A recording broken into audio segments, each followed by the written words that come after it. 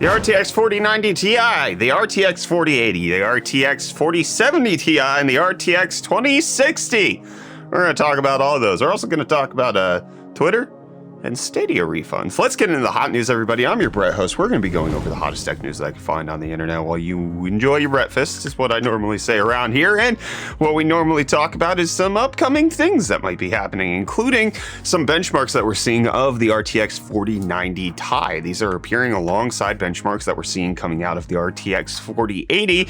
And it doesn't not be clear whether or not we're actually going to get something that's higher end than the RTX 4090. There's been previous rumors that the RTX 4090 Ti has been scrapped entirely because it's melting power connectors, which a little bit more concerning now that that's actually been happening to people. But in case you missed the previous episode of Hot News this week, we talked about how Johnny Guru, noted PSU tester, suggests that the reason 4090s are melting is because people are not plugging them in all the way, and that it's an end user error rather than something that's actually fundamentally wrong with the connector itself. But 4090 Ti benchmarks showing up indicating that it's about 6% faster, 6.6% faster than the RTX 4090, which isn't a whole heckin' lot, but you really don't get a whole lot at that very, very top end. The 3090 Ti is not tremendously faster than the RTX 3090. I think it was roughly 10%, and this is obviously well before we're even going to get this card. So drivers could mature,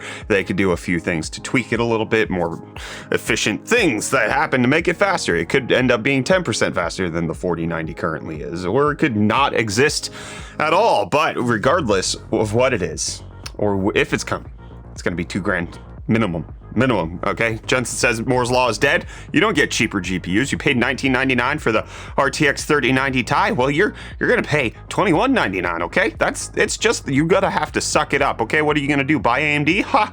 Don't make Jensen laugh. Okay, he might show up and ask you to do some karaoke on a Twitch stream. 有人，现在有 对不起，Summer Like You 吗 Really, it's so beautiful.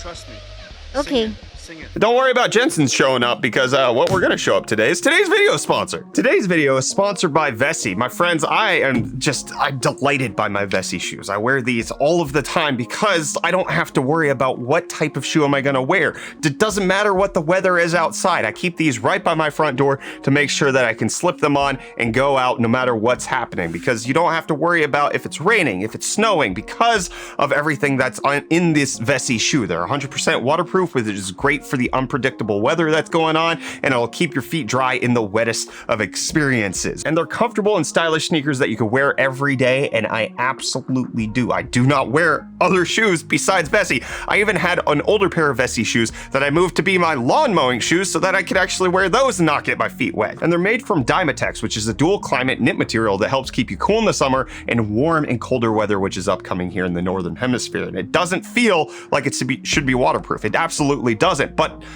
I've splashed around in so many puddles. I've snow plowed my entire driveway with them on, and my socks do not get wet. And they're also comfortable, they're lightweight, and they're breathable, which just makes it better for your feet overall. And when Vessi asked to sponsor us again, we made sure to get my wife a pair of Vessi boots so that she could be comfortable, especially as we're here in the northern winters. We're experiencing snowfall and all of that. We don't have to worry about trudging through the snow and getting our socks wet. It's just not a thing. You don't have to put on snow boots if it's not too deep. As long as it's covering your socks, you're gonna be good, as up to the height of the shoe. Vessi's are my go-to shoe by my door, and they're giving socks the first 100 shoes sold using code socksUFDTech for their Black Friday sale. Check it out at the link in the video description. And if you missed the sale, you can still go to vessi.com/UFDTech, use my code UFDTech, and you'll still get 15% off your first pair of Vessi shoes, which, again, I'm addicted to them. They're my shoe of choice. Slipping them on, making sure my feet are gonna be nice and dry.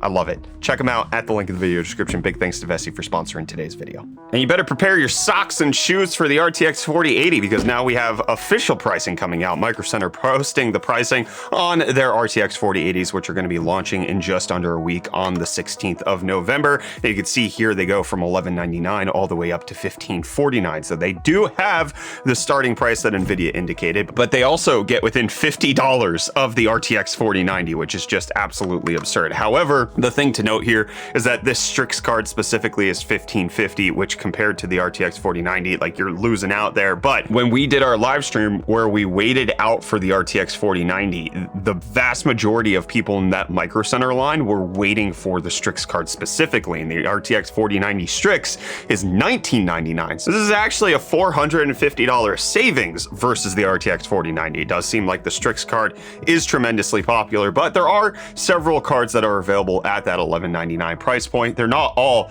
ridiculously crazy expensive like the RTX ROG Strix would be. But what things are going to be like the RTX 4080, we're getting an indication from the company is that they're going to be just as big as the RTX 4090. This makes a lot of sense from cost and inventory management and a whole lot. They are just taking the same coolers that are on the RTX 4090 and putting them on the 4080. They're the exact same size for a lot of these different models that are coming out. The ROG Strix, same size 4080 as it is the 4090. That way they don't have to design two coolers. They didn't have to put R&D into two different coolers. So even though the RTX 4080 16 gig actually has a much lower TDP than the 4090, it's probably going to be cooled really well, and that's going to allow it to actually have a lot of performance headroom because of that extra thermal room that's there to take care of the RTX 4090, which seems good. Which also benchmarks seem.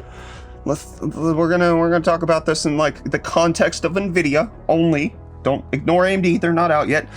The benchmarks look good for the RTX 4080. It's between an RTX 3090 Ti and an RTX 4090. So it's better than anything that came out last generation. It is just between 20 and 30% lower than the RTX 4090, which pricing, just ignore that, okay? This is a very powerful card. The RTX 3090 Ti was a great card. So having the 4080 beat it, very impressive. I like to see it. It's good. It's a good, just ignore the pricing. Let's not talk about pricing, okay? But we gotta talk about pricing for Cryptostonks because it's been a doozy of a wild ride since we didn't do hot news yesterday. You can see it's up, Bitcoin's up 8% today, but it is down tremendously on the week. I mean, it started the week at over $21,000 and then it just absolutely plummeted to 15,710. Ethereum also similarly up 15% on the day, but crashed down to just over $1,000. Dogecoin up 17%, but had crashed to 7.1 cents. And the reason this happened is because FTX is on the verge of insolvency, which is one of the major crypto exchanges. And there was some thought that Binance was actually going to be able to save them with a last minute loan or investment. Turns out Binance did some due diligence of FTX and determined that it was not worth, they shouldn't be investing in this at all. It's not worth saving. And so one of the largest crypto exchanges does appear to be going under, not because they don't have enough assets, but rather because they don't have enough liquidity, at least according to the reports that I read. So it seems to be a liquidity issue. They are insolvent because of it. They cannot liquidate their assets fast enough in order to make the demand that's happening with bank runs going on for FTX and their token that's involved in it. So crypto is in a bit of a shakeup right now, which this is exactly why banking regulations ended up happening, because stuff like this was happening with like regular money. So like, you know, you guys talk about this down below in the comments. But Reece, we got UFD Deals going down as fast as crypto is. Hey friends, welcome back to UFD Deals. We bring the hottest tech deals out on the internet. Just like the sick day I took yesterday, we've got some sick deals, starting with the silver version of the G.Skill Trident Z5 RGB series. This 32 gig kit of DDR5 6400 MHz RAM is currently going for $219.99, which is 20% off or $55 off. And just because DDR5 exists doesn't mean we can neglect DDR4. So this 32 gig kit of DDR4 4000 MHz RAM is currently going for $126.99, which is also 20% off or $33 off. It looks like G.Skill actually has a wide variety on sale, so I'll leave a link in the description so you guys can check it all out. But then on the portability front, we have the MSI GE76 Raider with 17.3-inch 144Hz display, a Core i7-11800H, GeForce RTX 3060, 16 gigs of DDR4, and a 1TB NVMe SSD. And don't forget the best part, the RGB light bar on the front. It's currently going for only $1,099.99, which is 21% off or $300 off. To keep the laptop train going, we've got the Asus ZenBook Pro 15 with its 15.6-inch OLED touch display, an AMD Ryzen 7 5800H, GeForce RTX 3050 Ti, 16 gigs of RAM, and a 1TB SSD. This is currently going for $999.99, which is 28% off or $400 off. And don't forget, you can find the links to these and more in the video description. And with that, back to the rest of your hot hot news. Cheers. Thanks, Reece. I've saved at least $8 with the deals you've recommended, which actually I did buy a deal. Reece talked about how the Lee & Lee SP750 SFX power supply was on sale for $94.99, and we're just so happening to be doing a PC build live today at noon Eastern. So if you're here at that time, you can watch us build with it. But I bought this for $94.99, which was like a $35 savings. So thanks, Reece. Now I can take all of that and throw it into Twitter Blue. $8. All right, that's gonna happen. And in case you're trying to figure out who is actually verified on Twitter and who is just paying for verification on Twitter, or rather who's verified because they matter and who is verified because they got access to some sort of payment. Well, there's now a Chrome extension that's been developed, which you can pick up over on GitHub, that allows you to understand whether or not somebody is actually verified for being an important figure, or they paid for verification, as you can see right here. So we'll leave links in the video description. I'm not going to verify the code or know that this is trustworthy. It could potentially, you know, there's malware.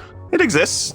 Be savvy. Seems legit enough, but I mean, you can find out whether or not people are paying for it. And Twitter's also finding out that after the midterm elections are done here in the United States, people don't want to work for Twitter anymore under Elon Musk. And so there is a lot of major executives who are leaving the company. The chief information security officer, chief privacy officer, and chief compliance officer all quit Twitter a couple days after the midterm elections, which is what the indication is, that they were trying to make sure Twitter was staying afloat in order to keep things stable during this tumultuous election season. And now that that has passed, they're just going to leave because they don't trust the vision that Elon Musk has created. They also don't believe that he's actually doing anything for the benefit of the users, and rather is trying to recoup his $44 billion that he spent on a website that was easily worth a quarter of that. And Project Cars, not worth anything anymore, with EA canceling the project. In case you're a Project Cars fan, it's no longer going to be happening. It's done.